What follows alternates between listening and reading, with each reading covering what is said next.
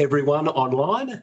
Welcome to the deliberative session of the North Sydney Local Planning Panel. It being 2 p.m, I declare the meeting open. My name is Rob Stokes. I'm the chair of the North Sydney Local Planning Panel, and in a moment I'll introduce the other, or ask the other panel members to introduce themselves. Before I do so, however, I just wanted to start, as is customary and appropriate, by acknowledging the traditional custodians of the land on which North Sydney is based, the Camaragal people, to thank them for their custodianship of country, to acknowledge elders past and present, and to acknowledge First Nations people on the webcast with us today. Just a few housekeeping matters to start the meeting with. So effectively, a couple of things. First, the proceedings of today are recorded. And the panel, and neither the panel or the council accepts any liability for what we say to each other. So, in other words, make sure that we focus on the matters, on the merits of the matters at hand, and not on personal issues. And I'm sure we'll keep to that, but it's important to just make that point because no liability is accepted if anyone says something a bit personal. The next matter to raise is that in a moment I'll ask for, in the first instance, submitters to speak and then applicants to respond. In doing so, however, a couple of housekeeping matters to keep in mind. First, I'd ask you to stay on mute other than when you are actually addressing the panel. It can be a matter of some embarrassment if you're not on mute and say something that you didn't expect we were all going to listen to. So please stay on mute unless you're actually addressing the panel. You'll see up there on your screens, and we can see it too, a doomsday clock starting at 3 minutes. And that is because effectively, to ensure that we can get through things in a timely manner, that everyone's invited to have 3 minutes to speak. The panel indulges a little bit of extra time in the case of resident submitters, but I will say to any consultants or architects or lawyers online that we'll have less tolerance for exceeding the 3 minute time limit if you're here in a professional capacity. But to everyone, if you can address your issue in 3 minutes or less, that would be very, very appreciated. And there's also a procedural fairness element to that as well, because we want everyone to have the same access to be able to talk. And if someone's talking for half an hour, that's not fair to everyone else, and it can create a perception of bias, which we want to avoid at all at all costs. And now the other issue to raise now. Thank you. I've got a bit of touch of the man flu. The other issue, just want to raise that once the panel has listened to the evidence that's presented this afternoon, we will then deliberate on each of these issues, make decisions, and they will be communicated in the published minutes that'll be available before the close of business on Friday. That having been said, and to give my vocal cords a rest, might I just, starting from my right, to allow the members of the panel to introduce themselves.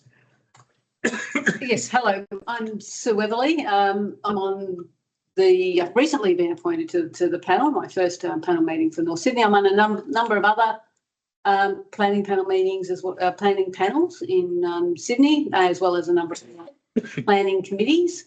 I'm a town planner with local government experience and have had about 40 years experience in the planning area. Hi, I'm Lindsay Day. I'm Council's community representative on the local planning panel. I'm a geographer and a planner. Much of my career has been in local government. I also service private clients in various sectors. I'm on this and 5 other planning panels. I have no conflicts of interest regarding this meeting. Thank you. And my name's Jeremy Swan. I'm a town planner by trade. I have over 25 years experience both in local government and private sector. And I also sit on a number of planning panels around Sydney. Thank you to the panel members.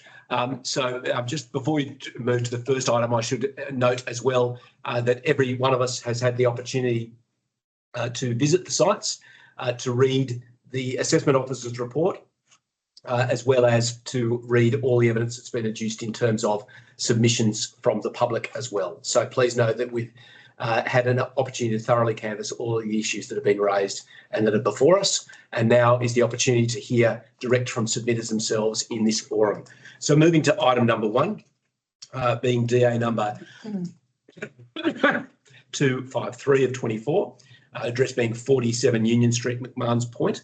I note that registered to speak, we have the applicant, Sean Wright from Contour Landscape Architecture. Over to you, Sean.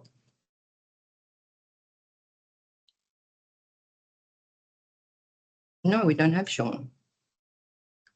Okay, this is looking good to everyone online. Could be a quick meeting. So we go to item number 2, there being no further submitters in relation to that item. Item 2, DA number 288 of 24, address 34 Eureka Street, Waverton. I'd ask on the submitters, firstly, Ken Robinson to address the panel. You're on mute. You're still on mute. Can see him there. Okay. He's on there. Yeah, Yeah, saw him. Hang on, they're unmuting themselves. still on mute, yeah. Can you unmute them? No.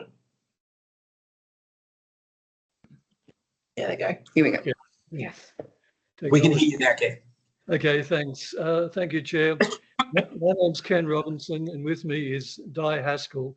We're the owners of 36 and 38 Eureka Street, located on the northern side of 34. We are both registered to speak, so with your indulgence, we will use the same screen and just follow one from the other.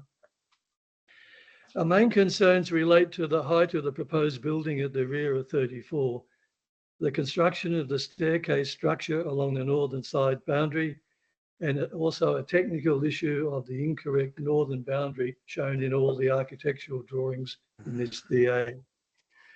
Firstly, we hold concerns about the increased height of the rear extension and its heritage impacts, as described by the Conservation Officer in their pre-DA meeting and in the report. The extension of the building with a piggyback style addition above the previous first floor addition, are the words used. A proposal for a first floor addition that extends the existing roof ridge is recommended to mitigate the impact from an overscaled and uncharacteristic addition that will be visible in the public domain. This rear extension will have obvious heritage impacts, yet the justification given for the height increase was to allow for better residential amenity. We would suggest that better design with a rear height level that is subservient to the front first floor addition will be able to provide residential amenity, including ours, and still retain the heritage values. It should also be noted that despite the use of precedent in the officer's report to justify the increased height of the rear, all of the recent rear renovations to heritage listed buildings in Eureka Street are subservient in height to the building at the front. The increase in height proposed for the rear extension will reduce both local and distance views from our rear terrace at 36. The officer's report noted that an adequate view to Berries Bay would still be retained, but that was not our objection. While there will still be a view from the upper deck of 36, there will be significant loss of the near landscape, local trees, heritage houses, of which 36 and 38 are part.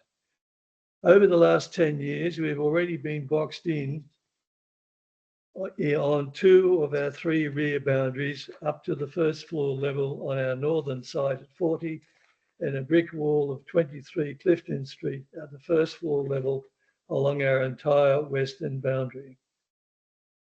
The second point is the setback of 100 millimetres along the northern boundary is not only non-compliant, it is inadequate and not characteristic of the streetscape where 900 millimetres remains the normal setback. We believe that the boundary setback of 100 millimetres for enclosed stairwell, 5 metre high and 4.3 metre long, proposed for the northern boundary of 34 is inadequate.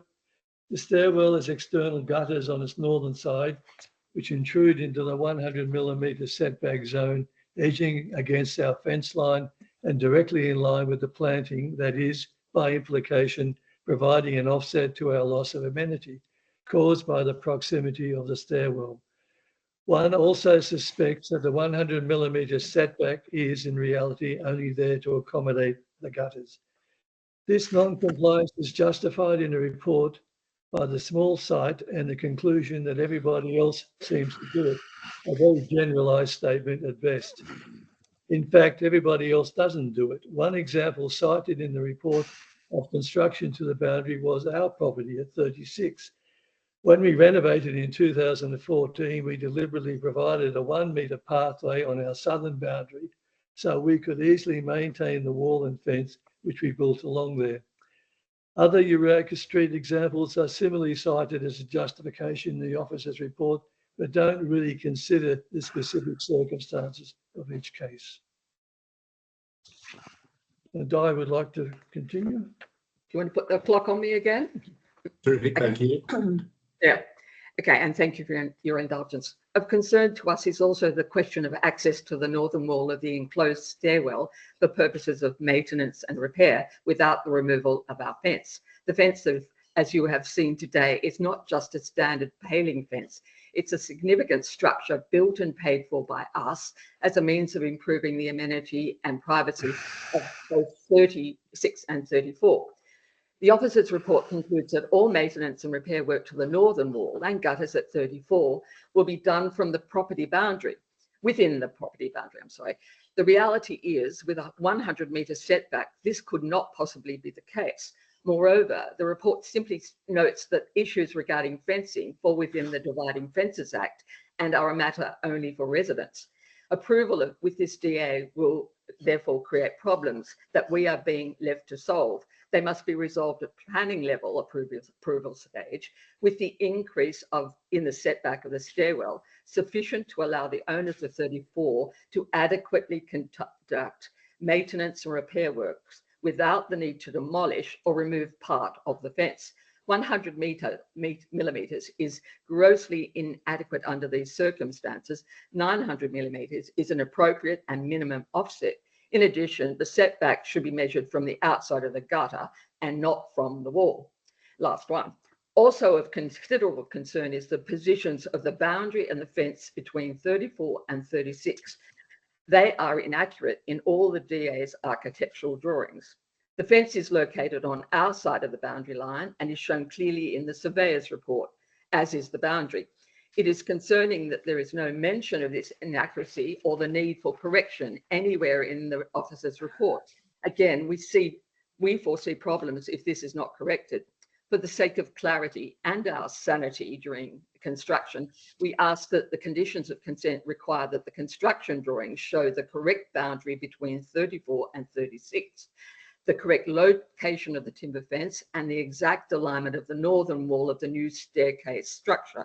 We also ask that it be a requirement of the construction certificate that the northern boundary and the new building line of 34 should be pegged, stringed, and signed off either by a certifier or council prior to the building works.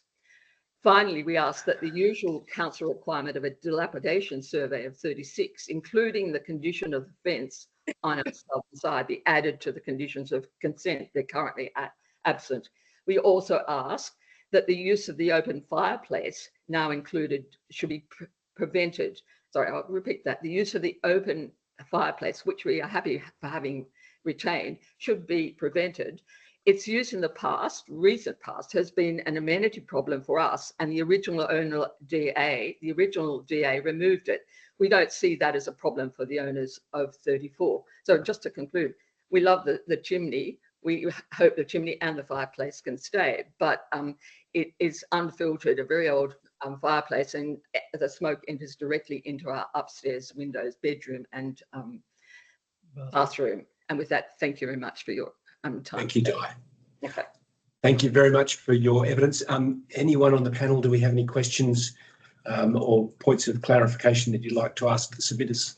No, thank you. Thank you. Thank you. Thank you very much for your words to us this afternoon. We really appreciate it. Okay. And I don't think we've got the applicant speaking to us. So on that basis, thank you for your evidence. We actually have, we have the architect and heritage officer present for this project. Have they registered? Sorry. I haven't got one here. No. Does the panel would like to hear from the applicant? No, thank you. We just know that you haven't actually registered, so to address this. But I think if there's any issues that have been addressed, in the interest of full transparency, we're happy to listen to what you have to say. Okay, yeah, just very brief. Could you announce who you are? Sorry. Oh, sorry, Luke Cardo, architect and director of Sandbox Studio Architects. Thank you. Yeah, we've worked on this project number 34 Europa Street for the last more than a year, and provided very thorough details, working closely with the council, Rachel Wu, the planner, and just providing another level of detail. We had to get additional surveys done due to the neighbouring questions, and even if you look at the height, it's a very sensitive addition to the rear, and we're proposing restoration. And we actually have Patrick also here, who's heritage specialist from touring past, there'll be dilapidation reports, and that last point from Di, that's not a problem to double check the exact fence position, but essentially we feel it's a very sensitive, reasonable addition, and respecting the old cottage, and that's about it. I won't spend any more time, and unless Pat would like to say anything at all, but yeah. Thanks, Luke. I'll refer to the panel to see if there's any questions from me. No? None from me, thanks. Did I hear right that you're comfortable with conditions about dilapidation reports? Is that what I heard? Yeah. Yes, I can see you nodding. Great. That's fine. And the other question I had is in relation to, we've just heard from submitters in relation to the operation of the fireplace. Does your client have a view in relation Sorry? to? Yeah. What time is it? Yeah, okay. That'll be fine. Yeah, I will. And there's a spare one downstairs as well. Oh, sorry, we're just getting some interference this end. Sorry, apologies, Luke. Just in relation, sorry, I'll ask the question again. We couldn't hear you. Just in relation to the submitters have asked about the operation of the fireplace. Do you have does your client have a view on that? I would have to check with them. But yeah, it seems, I can't comment actually on that one. Okay. Anything further? No, terrific. Thank you very much for your time. Thanks everyone in relation to that matter. We'll move then to item number 3, being DA 75 of 2024, 16 Illawarra Street, Trumthorne. We have 3 submitters registered to speak, and I'd like to first invite Mr. Fraser from 14 Illawarra Street to address the panel. We don't have Mr. Fraser here. Yes, I'm here. You are here? I am. Can you hear me? Yep, loud and clear. Yep, sorry. Okay, well, good afternoon, panel.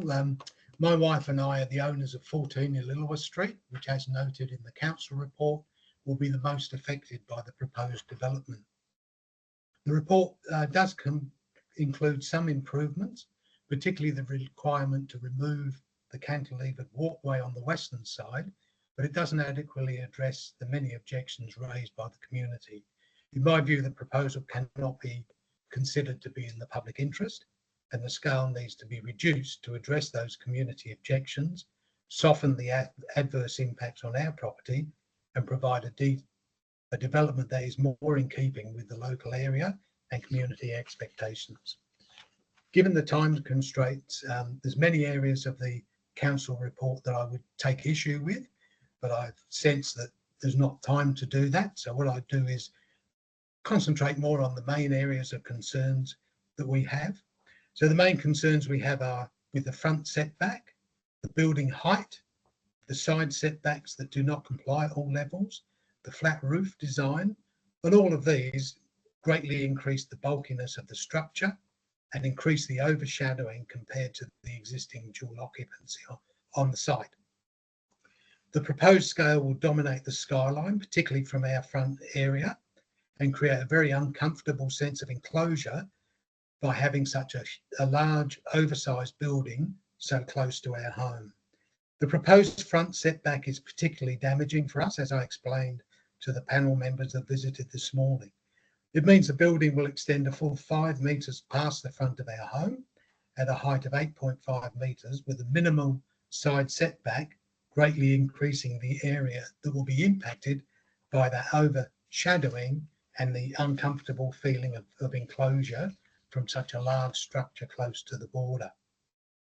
The setback doesn't comply with the DCP and would also see the building in fact positioned in front of the residential flat building at number 18, which, as we all know, doesn't comply with any of the development controls and was approved by the Land and Environment Court. If you apply the matching principle in the DCP, that would imply a 13-metre setback in line with the existing at our home. And if you applied the averaging principle, it would give you 11 metres. I would ask that the council officers and the panel just confirm the front setback. In the plans, it's shown as 8 metres, but the council report states 7 metres. I think that's probably just a typo, but I think I'd like that confirmed. So the combined effect of these non-compliances will have a significant detrimental impact on our property. The building will appear very bulky, obtrusive, and totally out of character in terms of the size and scale from the street, and even more so from our home, which is set well below the street level due to the sloping nature of the site. There'll be significant overshadowing to all of our principal living areas, which are already quite dark and have no windows on the western side, as I showed the panel this morning, and also to the upstairs bedrooms on the eastern side, one of which has only one window. It will create a very uncomfortable sense of enclosure from the rooms on the ground floor of our home, and also to the 3 upstairs bedrooms on the east facing side. There will also be significant overshadowing and an uncomfortable sense of enclosure in the courtyard, which we use for entertaining, and obviously the landscaped area in front of our home, which does at the moment provide some shade, will be put at risk due to the loss of natural light by, again, such a large structure so close to the boundary. As an example, the council report states that the ground floor kitchen window will receive only 1 hour of sunlight during midwinter, and I think that should be considered unacceptable because that window, there are no windows on the western side of those rooms to compensate from any loss of light from the eastern side.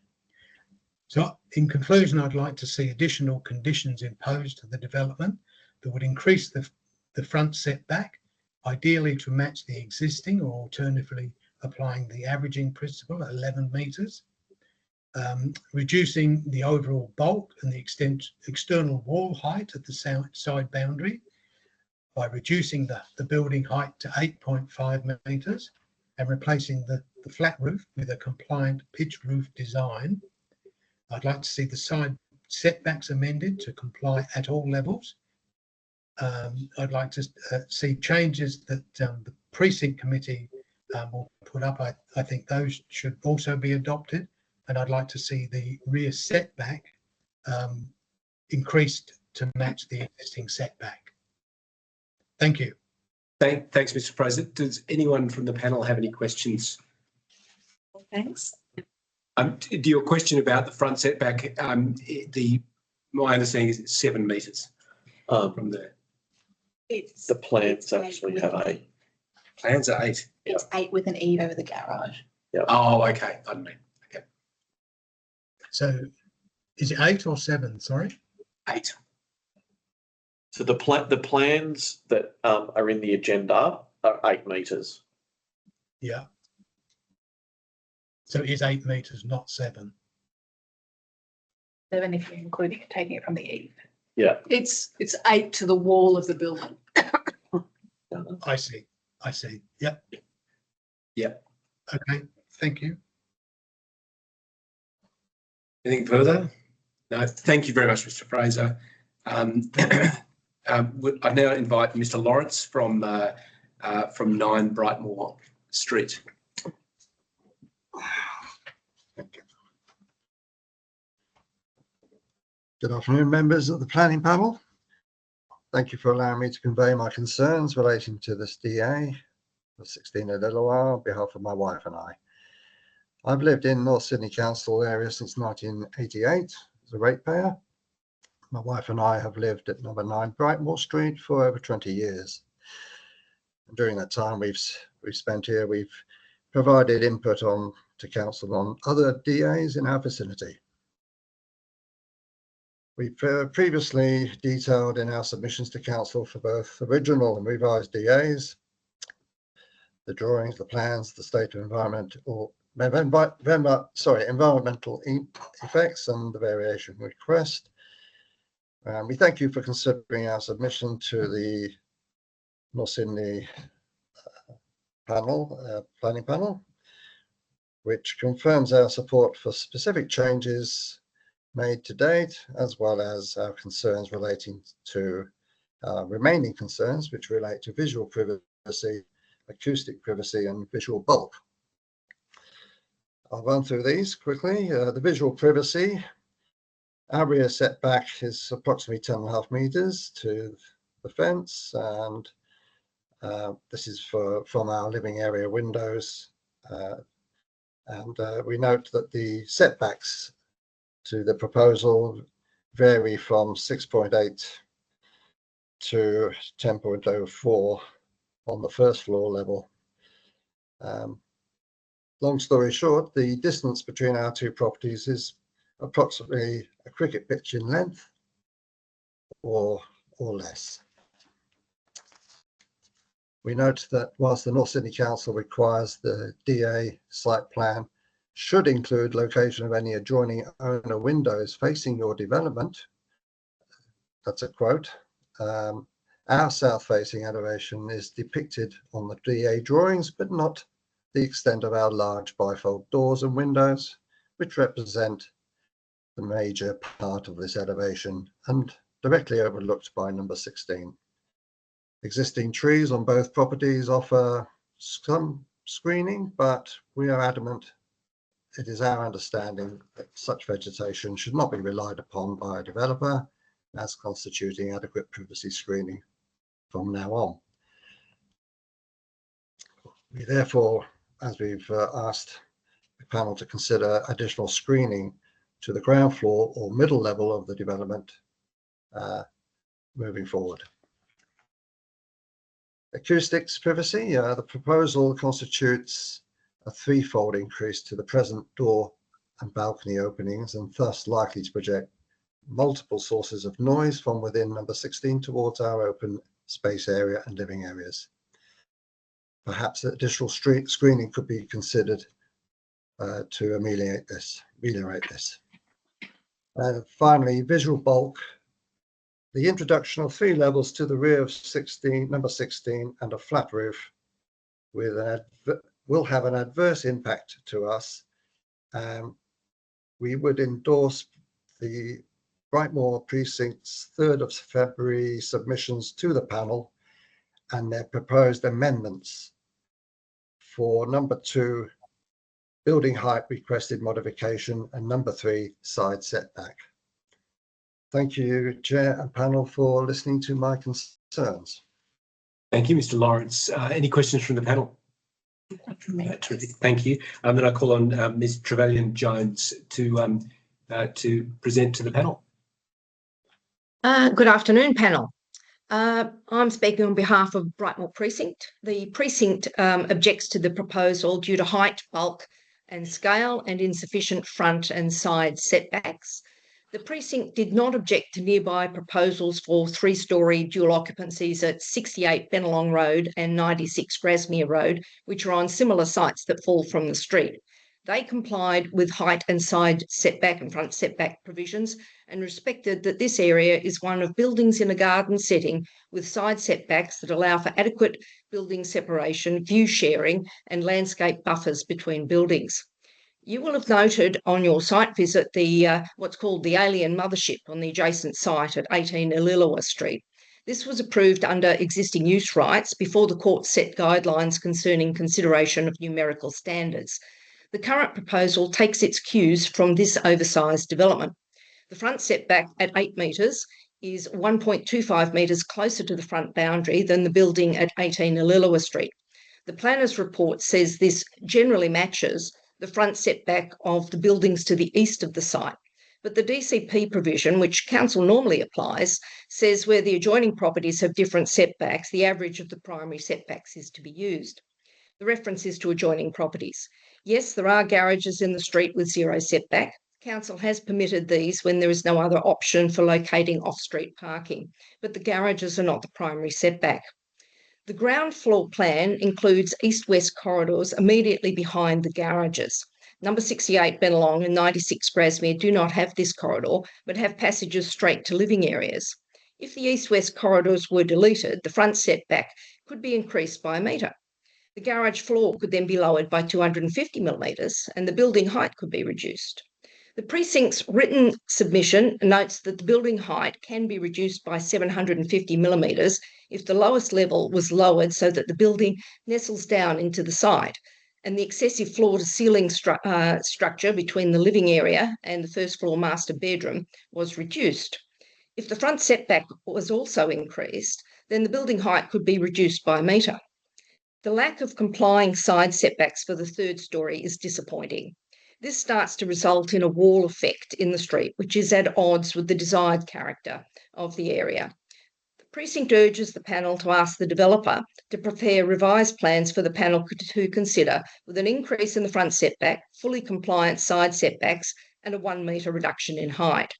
If the panel is minded to give a deferred commencement approval, the precinct supports the suggested modification of the western garage and suggests a further refinement being to have an open porch setback 2.5 metres from the side boundary. The precinct would also ask the panel to consider its written suggestions for conditions regarding height and the first floor setback. Thank you very much.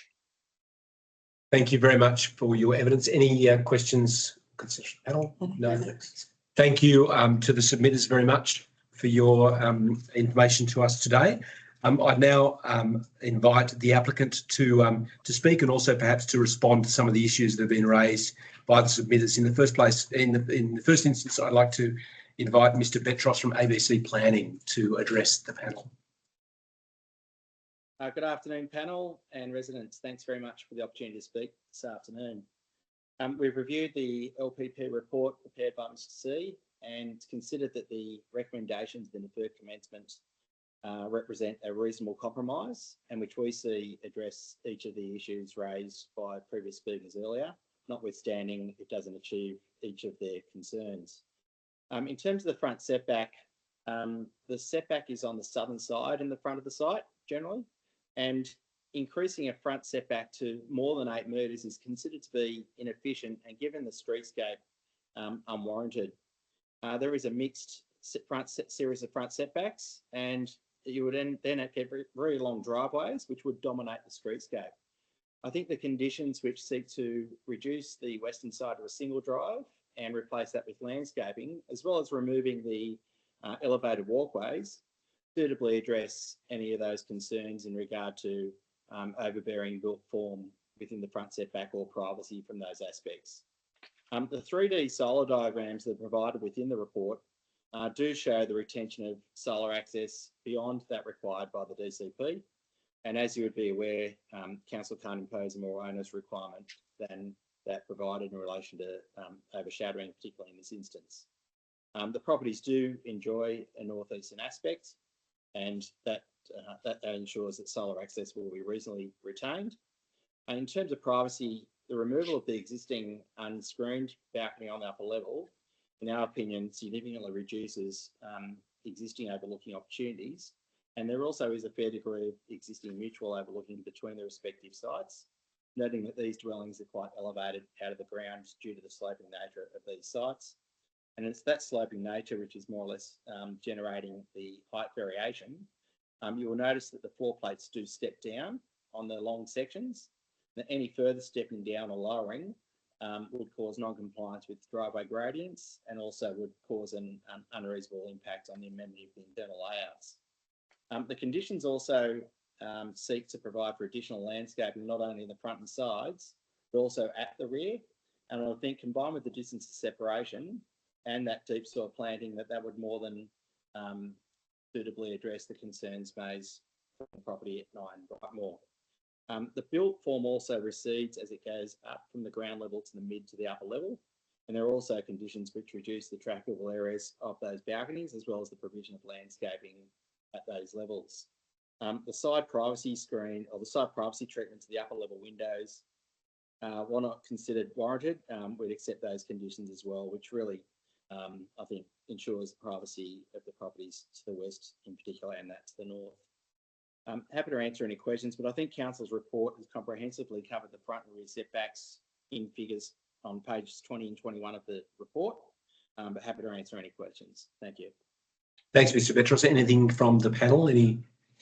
Just one question. The proposal doesn't include any photovoltaic cells on the roof of the building, and I'm wondering whether you and the applicant would be prepared to put those panels on the roof to further meet council's sustainability objectives and so on.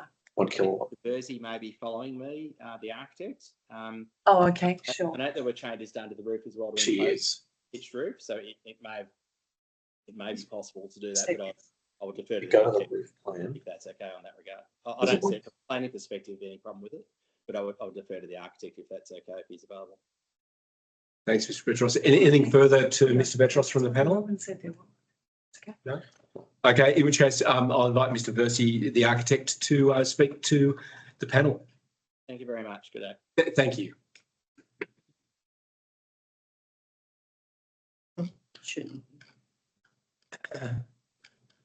No, it doesn't. Richard, I don't think is able to join us. Is that right? No. No. Okay. Well, that concludes the evidence in relation to item 3. So we'll move on to item number 4. Hello. Sorry about that. Sorry, can you hear me now? I just had some. This is Richard, by the way. Oh, okay. Yeah, sorry. I was just trying to log in again. The audio. Just the nick of time. Okay. Do you have a brief you want to say? No. I was just going to say, no, we don't have any objections to adding solar panels. Usually in the basic certificate, there's specifications that we follow for if there's any solar panels required. But yeah, I don't think that's too much of an imposition. That's fine. We've actually just clarified that on the roof plan there are panels in. They're actually, that's correct. I'm looking at it now. 1 kilowatt PV system to basics. Yeah. Yeah. So, Thank you. Okay. No anything further to Mr. Bersey? That's fine. Great. Okay. Thank you for all of the submitters on that item. We move to item number 4, being DA 261 of 2023, address being 55 Wickham Road, aka 60 Shell Cove Road, Neutral Bay. We have a number of submitters registered to speak in relation to this item. In the first instance, I'd invite Chris and Danielle Sprangers to address the panel. Thank you, Chair and panel members. Thank you for visiting our site today. I hope this demonstrates to you the significant impact of the proposed dormer, eastern elevation works and access to our property. We strongly support Council's recommendation and thank you for your consideration. Thank you. Any questions from the panel? Thank you on behalf of the panel for giving us access to see the impacts from your property. Appreciate that. I'll move then to Annette Giro, from an owner of a neighbouring property. Annette. I want to thank Jim Davis too for his excellent report of this situation. It's a difficult situation, but this is a conservation area and the applicant's building is surrounded by 2 Liberty Walter Vernon buildings and a heritage building. And what the applicant has done is extend into his back garden. His address is Shell Cove and we are all in Wickham Road, and there is a corridor of air between the back gardens of the buildings in Shell Cove and the buildings in Wickham Road, and the applicant has extended significantly into his back garden, which is then to the great disadvantage of us, in our lovely old houses. I need to add that many years ago, when this building was turned from 2 apartments into a whole house, the applicant then tried to move forward into the back garden and extend the balcony, and this was severely prohibited by the council, and that was rejected. And this applicant is doing the same thing. I think this is a very special conservation area, and we want to protect these lovely old houses, and also the architecture of this particular building. The old house being a lovely Federation place, the modern building just doesn't fit into the conservation zone. Thank you so much for your report, and we are all supporting Jim Davis's wonderful report. Thank you so much. Thank you. And any questions from the panel? No, thanks. We'll move on then to Kate Keddy. Yes, thanks very much. And thank you all again for coming out today. And also, we also support Jim Davies' solution and want to progress on that. Just to reiterate, my grandfather had our home at 60A Shell Cove Road, built 90 years ago, and our home is next door to the DA at 60 Shell Cove Road. With 90 years of following what's happened with that house, it has had add-ons and add-ons and add-ons, as previously mentioned, adding on to odd building shapes and funny dormer windows. And we are also concerned about the bulk of it and the overshadowing. So I understand from today's meeting that when you came out, that you said there's going to be a further amended DA. So we haven't seen that, but we're concerned as people that access the driveway but don't use the driveway for car purposes, we use it for walking, that our access will still be removed by the new structure, whatever that is, by either a fence or vegetation to support the vegetation requirements on the ground, and therefore we will not be able to walk up Wickham Road. Will not be able to walk up the driveway to access Wickham Road. The solution of being able to reverse up the drive, we think that is a public safety issue. No one would want to reverse onto Wickham Road at that point into the face of cars and buses. So a solution of having a tight driveway, we think that's a public safety issue. I don't have anything more to say on that. Thank you, Kate. I should clarify, by the way, the panel has no idea what our role is to assess the application before us. We have an idea what parties may do on the basis of our decision. I think the reference was to some amended plans that were presented to council, I think as recently as yesterday, if I'm correct, which I understand you wouldn't have had the opportunity to see. That was the reference there. Does the panel have any questions for Kate? Oh, thank you very much for your evidence. We'll move now to Richard Lawarne from 60A Shell Cove. Yes, good afternoon, panel.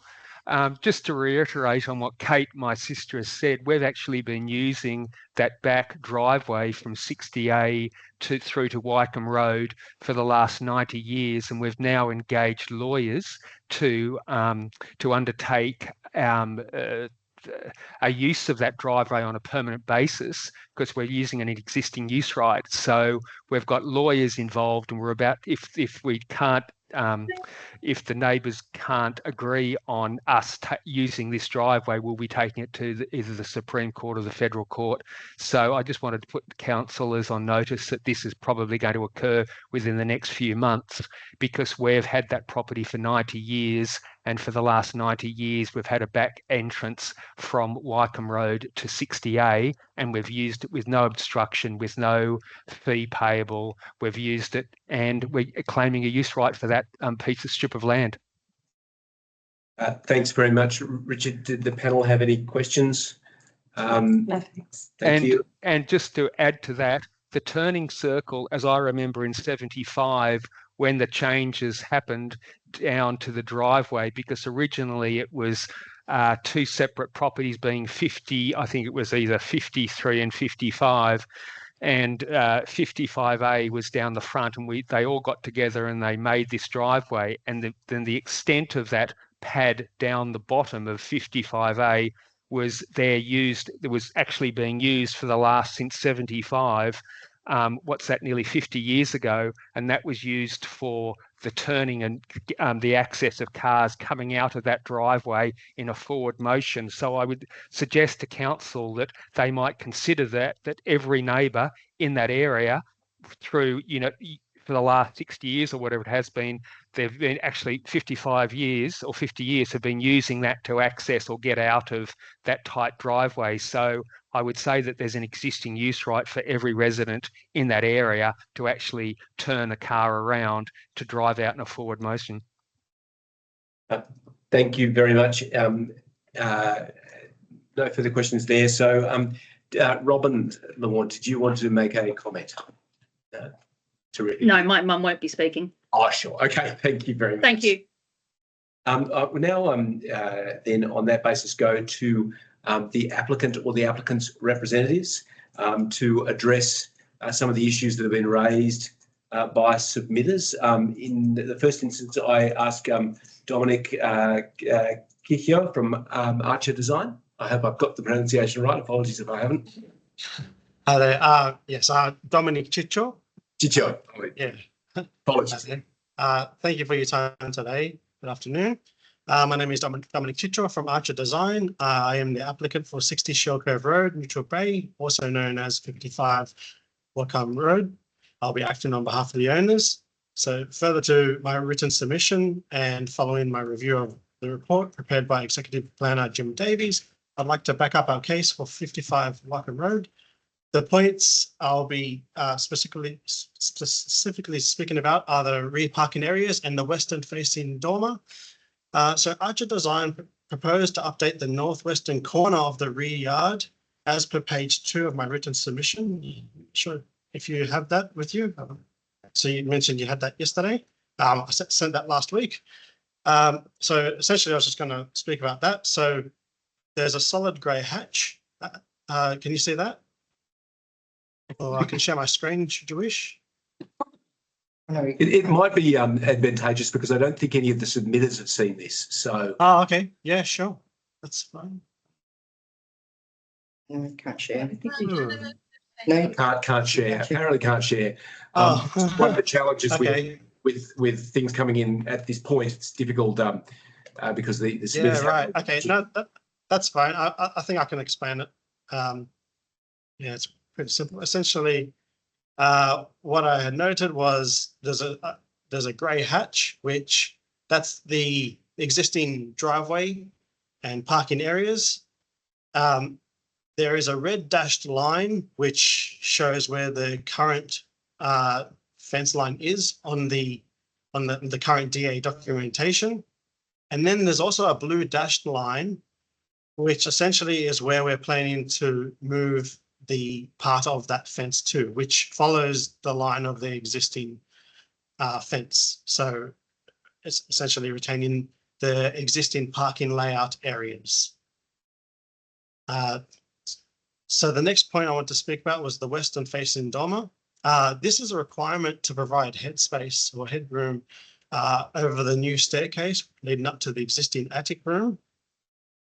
It was designed to tie in with the existing north and south facing dormers, as they share the same characteristics, such as the roof pitch angle at 26 degrees, the ridge height is the same as the north and south dormers, which is 400 mil below the existing main ridge, the main roof ridge line. The setback is the same from the main roof. The overall window height is the same. The sill height above finished floor level is the same. Where the dormers are different is in width. The existing north and south dormers are 3 meters wide and the proposed is 4 meters. So what Archer Design are proposing to do is to reduce the width of the western facing dormer whilst still allowing for sufficient headroom over the proposed attic stair. This will essentially make the dormer identical to the others and address the concerns of bulk, privacy, and keeping in with the existing aesthetics of the building. Other notes. Oh, sorry. No, thank you. The other notes mentioned by the other objectors. So setbacks, we are within DCP requirements. There's overshadowing. It's been noted as acceptable in Jim's report. The privacy of that window is frosted, which as per the DCP, where window sill heights need to be a minimum of... Can I cut you off there? I think no, you're right. You're right. We've read the report, so there's no no need no to go through those issues. It was more just the issues that the submitters may not have had the opportunity to see yet. Is there anything that the panel might want to ask you about it? Not for me. Yeah, the only question I've got is you've obviously heard what the submitters have said and their concerns about, in particular, legal access to that area. Is that something that you're prepared to resolve as well by proposing, for example, reciprocal rights of way, et cetera, for those adjoining properties as part of a potentially a future DA? Yeah, so what we're planning to do is update that rear yard to bring back those existing car parking areas. Yeah, so from a physical perspective, you're able to resolve the issue of parking and access, but then are you prepared to also look at providing those legal mechanisms through rights of way, easements, et cetera, and propose those as part of a future application as well? I mean, this is something that we need to speak to lawyers about. And as I understand it, according on Jim's report, it does need to go to the courts. We'll need to speak with our clients and discuss that. Definitely. Okay, that's fine. Yeah. Anything further? No. Thank you very much, Dominic. I'll ask, we also have down to speak the applicants themselves. If Alan Liao or Zhizhen is available to present to the panel. Hello, hi, thank you. So it's Alan Liao here. Look, just very briefly, and what I think Dominic has made amend the plan to sort of accommodate a few objections. My own, there's only one thing I want to sort of address to the panel. We acquired the property about 2 years ago. Obviously, understanding there's a long history with the property. However, that at the time of the purchase and still at this very moment, this so-called driveway in the previous conversation is indeed our own private properties and free of any sort of the easement. So I think that's all I need to say. So obviously we are trying to be accommodative here, but I just urge the panel to really also note and put a consideration here that this is my own private property. And there's no registered easement on that that we have confirmed multiple times. Thank you. Thank you. Any further comments? So sorry, and then just to address the sort of the question a bit earlier that whether we will be given a legal pathway to do that. my answer is no. Like we will address it from the DA and designing point of view. I don't think we are in the position to just give up our very basic legal rights, of taking possession of my very own property. Okay, thank you very much for your evidence before us this afternoon. Anything further? No. Thank you to everyone who's provided us with some information in relation to item number 4. We'll move then to item number 5. On G, I think there's G Chen. Is she speaking? Apologies there. Sorry, I apparently missed someone. No, she wants to. Yeah. Oh. Okay, thank you. We double register ourselves. Okay, thank you. Okay, so we move then to item number 5, being DA 122 of 2024, address 36 Cremorne Road, Cremorne Point. Registered to speak on this one, we have on behalf of the applicant, either or all you choose who would like to go first. Natalie Anderson from Look Architecture, or Katie or Toby, the owners of the property. Who would like to speak? I think I'll go first. We're just registered to speak today in case the panel members have any questions for us. So otherwise, we're with all the recommendations in the report. Okay, thank you, Natalie. We can't actually hear you very clearly, but in any event, I think this one's fairly straightforward. Panel members. I think that might have been what she said. Was there any questions? Were there any questions? She would answer. Happily answer questions. Are there any questions? Me, thanks. No, I'm right. No, terrific. Okay, thank you. If the owners would like to address us, please do so. It was a delight to visit your property earlier. Otherwise, we might continue. Katie? Yeah, look, the only question I had, I raised very quickly while you were at the property, and thank you very much for visiting. It was just in relation to the condition on that sort of louvered triangular window issue. Yes, thank you. Any questions in relation to that? No, other than we noted those concerns, and there'll be something that we consider. So, yeah, thank you. Yeah. Okay.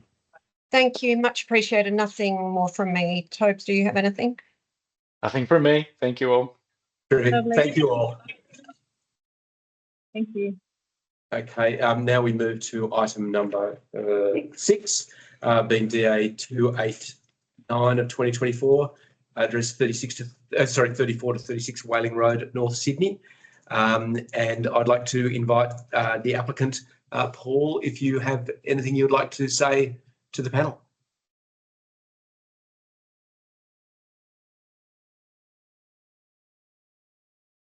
I can't see him. Doesn't look like Paul's. Okay, in which case we'll move on to item number 7, DA 233 of 2024, address 42 Jeffreys Street, Kirribilli. On behalf of the applicant, I would like to invite Luke Carter again from Sandbox Studio.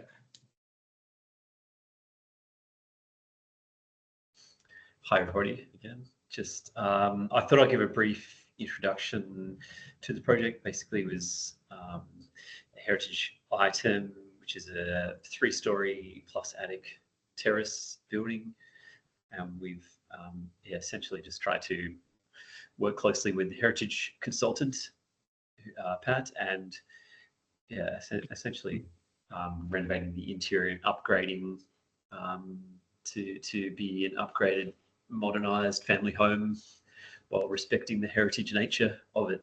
And we're happy with the generally happy with the council report. Maybe we have a couple of queries that Pat will go over in a second. Thanks for your time. Thank you, Luke. Any questions from the panel? From me, thanks. No. And just one from me. Just my understanding is that the dormer, I think, if memory serves right, it's west facing. The idea is to replicate the development on the adjoining property. Is that correct? That's right. Yeah, that was used as a bit of a precedent right next door, and very much modelling on that. So it looks quite consistent now. It should look once it's built. Yes. Terrific. Anything further? No. And now I note there are a couple of others who have registered to speak. Patrick or Wenji, if either of you would like to address the panel. Sure, I'm happy to address the panel. Greetings, I'm the Engaged Heritage Consultant for this proposal. I'm very much in agreement with the Council Officer's report. I think it's represents a good heritage outcome. There's just two matters I'd like to bring to the panel's attention for consideration, and that's just how the interior is being managed. We have a space-eating but good fireplace in the second first floor room. So it's a marble fireplace. It's a fantastic historic element, but it's not placed in a particularly advantageous situation, given that the applicant is seeking to put an ensuite into that space, which is the logical space to put it. So I'm supportive of that item being salvaged and sent to a reputable second-hand storage yard. Council isn't.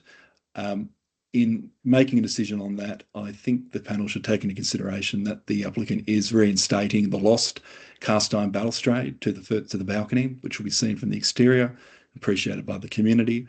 That's at a considerable expense. I would argue that that is going to alleviate any impact from the loss of that fireplace to the second room of the first floor. So I'd just like the panel to consider that. And to that point as well, the removal of the this unremarkable 4-panel timber door between the proposed ensuite and the master bedroom. Council's preferred that to remain. We would propose as a compromise that it be reused elsewhere in the site, but allow for a somewhat larger opening to be reinstated there. Thank you, Patrick. Any questions from the panel on those points? Not from me. No. Terrific. And Wenji, would you like to address? So we've got you registered down if you're there. No, can't see. No, in which case that concludes the evidence from submitters and applicants in relation to the items on the agenda. So I propose that we now close the public session of the meeting. Thank you all for your attendance. Thank you.